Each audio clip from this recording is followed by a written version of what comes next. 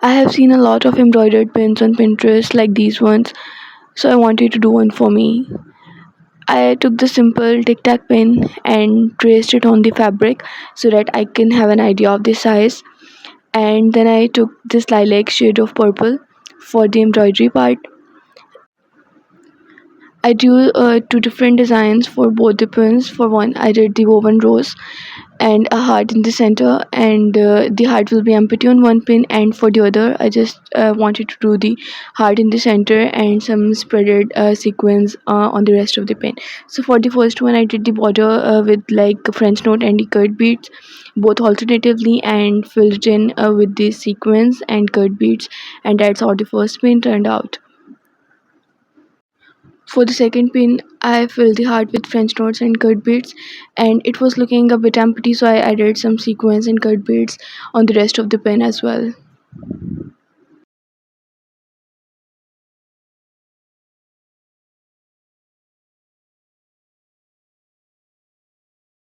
So here I'm just drawing the margin so that I can have an idea where to cut the fabric and have enough fabric to sew this fabric onto the real pin. So now I'm just cutting here and then I will attach it onto the pin.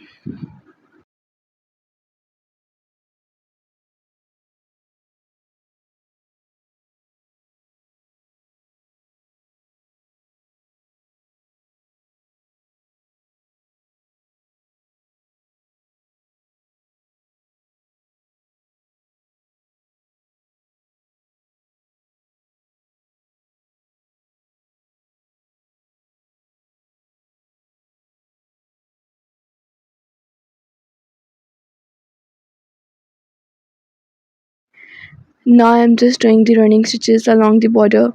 It's not the embroidery floss but a simple thread that we usually use in the sewing machines for the sewing purposes.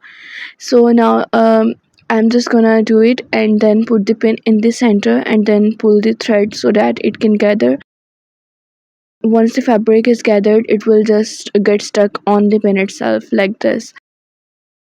And just to make it a bit more secure, I just tied a few knots at the back and then cut the thread, and that's how it's turned out.